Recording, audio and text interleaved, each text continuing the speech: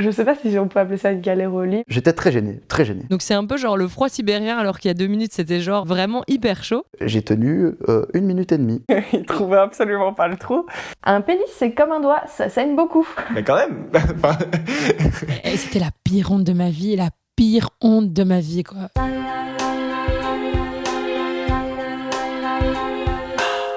La première fois. Oh, la première fois. La première fois. La première fois. Ah, la première fois. Oh, la première fois. Paul Fritz. Épisode 17, ma première galère au lit.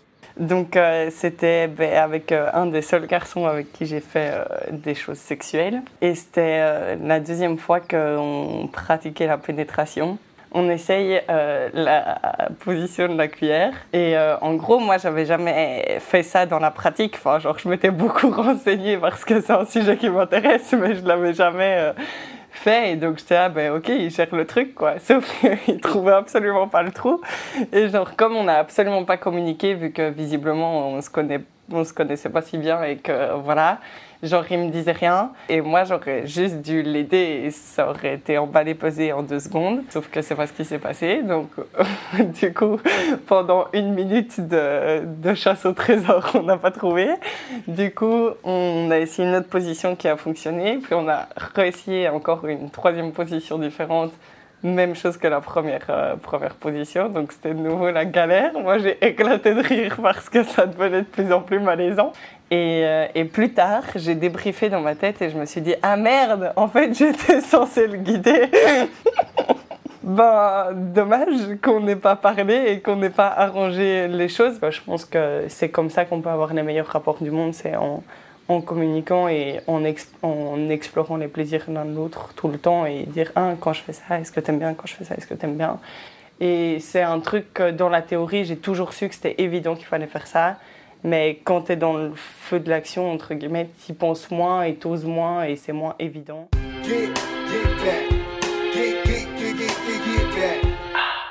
Ce que j'ai ressenti comme une première galère au lit, c'est, comme on appelle parfois dans le jargon gay, un accident de lavement. Donc il y a un peu au moins 2 écoles dans le sexe entre hommes. Pour ceux qui pratiquent la pénétration anale, il y a la team lavement et il y a la team pas de lavement. Je me souviens que j'avais cette interrogation avant de pratiquer le sexe anal, de me dire ok, mais quand ça arrive, comment être sûr que voilà, il n'y a pas de reste de matière fécale et tout ça. Et j'ai l'impression que les quelques mecs avec qui j'en avais parlé étaient un peu évasifs sur bon non, ça n'arrive pas, non, je comprends pas trop la question ou des trucs comme ça, tu vois. Et moi j'étais un peu genre mais quand même, techniquement il y a quand même des moments où ça doit poser problème. Mais pourtant, la première année de ma vie sexuelle, je pense que je ne pratiquais pas de lavement. Donc ça devait être avec toujours mon premier copain. Je pense qu'il m'avait donné un peu des conseils avant si jamais je voulais faire des lavements. Mais j'avais pas très bien compris le principe et je l'avais que à l'extérieur et pas à l'intérieur. Le premier indice, c'est l'odeur. Donc il y a toujours un moment où quand ça arrive, tu te dis ok, ça sent un peu. Est-ce que c'est qu'il y a un accident de lavement ou est-ce que c'est juste, je sais pas, un P ou... Voilà, il peut y avoir des odeurs pendant le sexe anal parfois, mais voilà, quand ça reste vraiment, tu te dis bon, il se passe un truc. Je pense que j'en ai pas rigolé parce que ça m'arrive pas souvent de rigoler pendant le sexe. La première fois que c'est arrivé, il a été genre hyper cool avec ça et je crois juste qu'il a dit qu'il allait passer à la salle de bain et que j'irais après lui ou un truc comme ça. Pas une hyper grosse galère, mais ça a quand même pas mal changé ma vie sexuelle parce que j'ai pris cette habitude de faire des lavements. Voilà, moi c'est pour mon confort perso, mais je sais que c'est aussi que c'est pas hyper recommandé. Enfin, c'est pas fait pour ça un rectum. Et donc que c'est pas recommandé de le faire trop souvent, pas tous les jours. Ça peut même augmenter certains risques d'attraper des IST. Un autre moyen éventuellement qui peut simplifier les choses, c'est de porter les préservatifs. Pour ça, c'est assez pratique. Quand il y a un accident de lavement, justement, tu changes ton préservatif et puis tu peux recommencer. J'aurais beaucoup aimé accéder à une super bande dessinée que j'ai trouvée entre-temps qui explique sans tabou, donc avec des dessins, et c'est hyper drôle. Une bande dessinée qui explique vraiment les différentes techniques de lavement appliquées à tel ou tel contexte. Voilà, j'aimerais que toutes les personnes qui veulent pratiquer le sexe anal et cette bande dessinée entre les mains. C'est juste une planche. Ça m'aurait beaucoup aidé et j'aurais pas eu à découvrir ça. Oh, j'avais peut-être 19 ans. Et à un moment, on est occupé. Alors, j'ai cru entendre des clés, mais j'ai pas... Dans le feu de l'action, tu fais pas vraiment attention. Et en fait, il y a sa mère qui arrive. Et moi, j'essaie de me cacher. Mais j'étais à poil, quoi. Mais j'avais jamais rencontré sa famille. J'étais déjà venue 2 fois chez lui, mais en cachette, du coup, parce que c'était pendant les horaires où sa mère était censée travailler. J'ai pris le drap de la couverture. Je suis sortie. Mes habits n'étaient pas dans la pièce là où on était, mais étaient à côté. Donc, c'était une famille africaine, catho, protestant. Il va à l'église et il est censé ne pas avoir de rapport. Donc sa mère nous a engueulés. Je connais ta maman, et tu t'appelles comment? Tu veux que j'aille parler à ta maman? Et c'était vraiment intimidation, quoi. T'as pas honte? Je m'étais fait limite, on s'était fait insulter tous les deux, quoi. On a essayé encore une semaine ou deux, mais j'étais dégoûtée, quoi. Et c'était la pire honte de ma vie, quoi.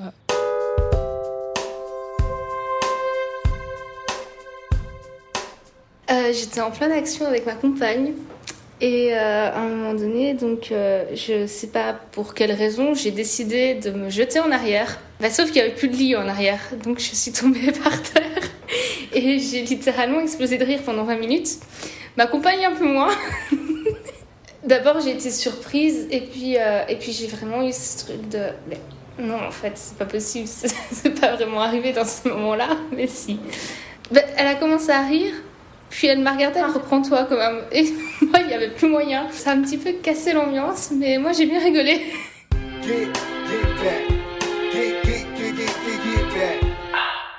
Alors, ma première galère au lit, étonnamment, c'était pas ma première fois, parce que ma première fois, j'étais très bourré, et ça s'était relativement bien passé, je pense. Je dirais ma vraie première galère, c'était quand j'étais sobre. Du coup, j'ai tenu 1 minute et demie avec ma partenaire, et c'était très très gênant. Je me suis dit, ouais, c'est bon, tu vois, quand t'es bourré, tu tiens, j'arrive à tenir et tout. Du coup, je me suis dit, c'est bon, et non. Ça s'est mal passé, disons, c'était pas aussi facile. Je me suis senti un petit peu gêné. En vrai, j'avais envie de continuer, mais c'était difficile. Étonnamment, elle n'a pas vraiment réagi. Donc, pour ne pas me retrouver dans cette situation, je peux vous donner une technique infaillible qui fonctionne à chaque coup. Quand vous vous masturbez, retardez votre éjaculation, entraînez-vous tous les jours jusqu'à ce que, au final, vous sachiez la contrôler. Et ça sera la même chose au lit. Je vous jure, ça fonctionne.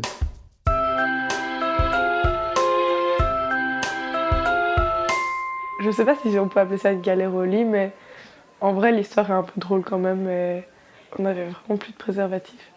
Et du coup, il me restait un truc que j'avais reçu à Esperanza, des capotes fluorescentes, des anneaux jaunes fluo autour de sa queue comme ça. Et c'était juste affreux.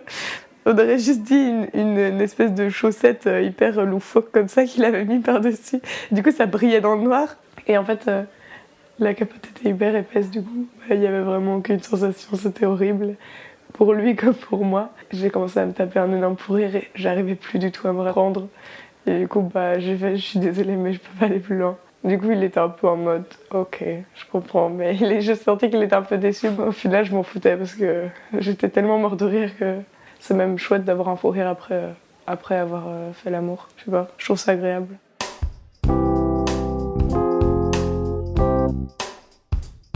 Alors ma première galère au lit, c'était avec mon ex et c'était parce que sa bite était beaucoup trop grosse pour moi. Et donc du coup, ça n'arrivait pas à rentrer. Un peu démunie parce que je m'attendais pas à ce que ça puisse arriver. Ouais, je savais pas trop quoi faire et je pensais que de toute façon, le vagin, il était extensible, donc tout pouvait rentrer à un moment. Donc c'était assez déstabilisant. On en a discuté justement parce que ça fonctionnait pas. Je pense qu'on a pris un peu ça à la rigolade parce que vu qu'on s'aimait beaucoup à ce moment-là, il n'y avait pas encore trop de gêne et moi j'étais un petit peu déjà expérimentée. On a tenté de continuer. J'ai essayé de faire un peu des exercices de respiration pour me décontracter.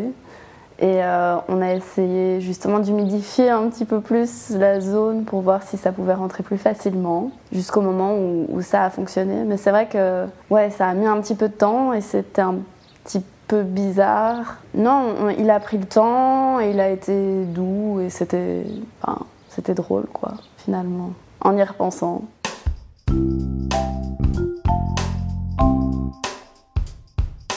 Alors ma première vraie panne, ça date d'il y a 1 an à peu près. C'était avec ma copine. C'était assez chargé niveau sexe pendant tout un moment parce qu'on venait de se découvrir et on avait commencé à apprendre des trucs un peu nouveaux. Et ça s'y allait souvent quand même plusieurs fois par jour. Il y avait un moment où mécaniquement ça ne marchait plus. Et il y avait d'autres éléments aussi un peu plus larges, du style les attentes que quelqu'un d'autre peut t'offrir, surtout quand ton partenaire s'y connaît bien.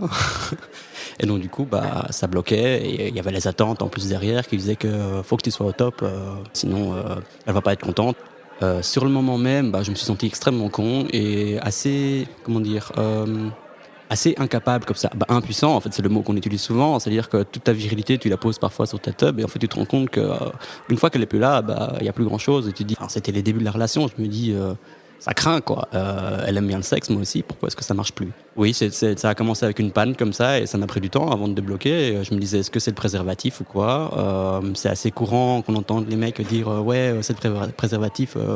Ça m'empêche de bander, tout ça. Et en fait, on se rend compte qu'il n'y a pas que le préservatif qui peut causer ce genre de soucis-là et que le problème mécanique peut être aussi tout à fait psychologique. J'ai été voir une sexologue tout seul, puis avec ma partenaire. Et en fait, en discutant, en voyant un peu nos attentes, etc., ça a fini par se débloquer tout seul, quoi. Il y a un moment où, si on diminue un peu les cadences, on peut toujours auto-prendre du plaisir et continuer, voire redémarrer comme de plus belle. Le moyen de trouver de l'amusement et du plaisir et pas forcément un orgasme. Un acte sexuel, c'est pas forcément un orgasme. Il n'y a pas de secret, il faut en discuter, même les aspects les moins funky du sexe. Et c'est un truc que j'ai pas fait sur le moment et que j'arrive enfin à déconstruire après 3 ans.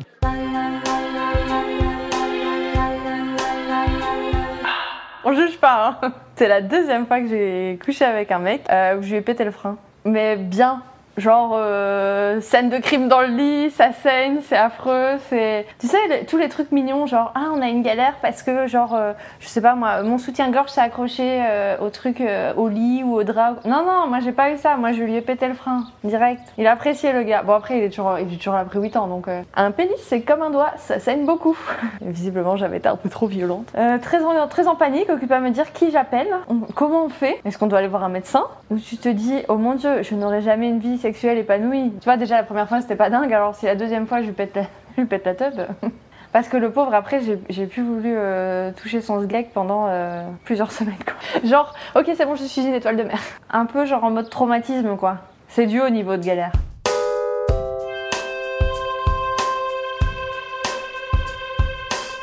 Il y avait un garçon que j'aimais bien, donc il avait réservé un hôtel et tout, donc tout était prévu. Il n'arrivait pas à bander en fait. Donc j'essayais un peu d'essayer de faire ce que je pouvais faire, masturber, etc. Non, il n'arrivait toujours pas à bander. Et puis il a essayé du coup de me faire un cuni. Il a fait bah. Je vous assure que le jour où on fait ça, vous vous remettez en question dans tout. Je suis propre, est-ce que c'est moi? Et il a dit, écoute, on va y aller, quoi. Il avait réservé l'hôtel pour toute la nuit. Et j'étais là, oui, ok. Sur la route, putain, c'était malaisant à mort. Et lui, il parlait pas. Chez moi, j'étais hyper mal. J'ai appelé ma meilleure amie, je lui ai expliqué. Elle me dit, mais non, c'est pas toi, c'est peut-être lui qui a un problème. Il a peut-être mis la faute sur toi parce que justement, il gérait pas le truc. Je m'ai appelé des ex. Moi, écoute, est-ce que tu as déjà senti quelque chose sur moi? Parce que tu te remets vraiment en question. Ils m'ont confirmé, c'est pas vrai, t'es nickel. Peut-être que je l'excitais pas, je n'en sais rien. Peut-être qu'il arrivait peut-être pas à bander. Et peut-être que ça a été une excuse, genre t'es sale, donc je sais pas. Parce que parfois c'est aussi une honte pour eux. Donc il a remis la honte sur moi. Mais ça a été vraiment une expérience très très difficile. Que par la suite j'ai eu vraiment du mal pour les cunis. Si on voulait me faire un cuni, c'était impossible pour moi parce que j'étais traumatisée, quoi. C'était mort. Je suis pas à l'aise. Franchement, jusque maintenant, je ne suis pas à l'aise avec ça. Vraiment.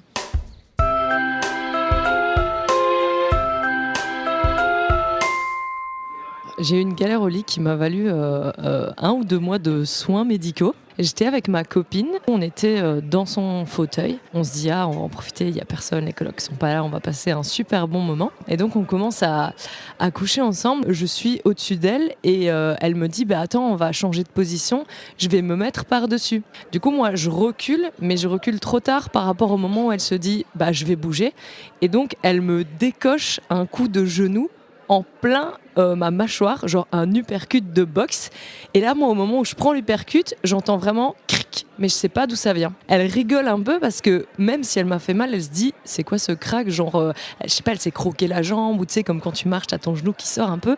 Sauf qu'en fait, moi, je suis sonnée. J'ai ma tête entre mes mains et je vois plus rien. Il fait tout noir et je me dis, mais waouh, mais je viens de me prendre un KO complet sur le ring. Le gros blanc après de on continue, non merci. Donc déjà, la soirée super sensuelle tourne un peu au truc de je fais un peu la gueule quand même parce que j'ai mal et en même temps je sais que c'est pas de sa faute, mais donc c'est un peu genre le froid sibérien alors qu'il y a 2 minutes c'était genre vraiment hyper chaud. Elle avait de la peine, tous les jours c'était genre pardon pour ce que je t'ai fait, pardon, comme si c'était genre méga volontaire. Et en fait la chute c'est que je suis allée par après chez l'ORL, genre 2 ou 3 jours après, et en fait il y a un petit os qui tient la mâchoire à l'oreille et il se trouve que cet os était cassé, donc en fait elle m'avait cassé une partie de la mâchoire et donc j'ai dû mettre de la glace, prendre des médocs, etc. pendant au moins 1 mois. Ouais, je suis toujours avec, ça n'a pas eu d'impact, mais c'est vrai que quand il y a des mouvements et qu'on doit bouger, moi je pense j'ai une petite peur et ma mère elle va verbaliser de dire attention où je laisse traîner mes jambes ou ce genre de truc. Après on en rigole vraiment et là ça fait un petit temps, mais oui ça a quand même eu un impact je trouve. C'était La Première Fois, un podcast original Moule Frites réalisé par les volontaires de OYES. Merci à toutes les personnes qui ont témoigné et qui nous montrent que chaque première fois est unique. Et puis merci à toi d'avoir écouté.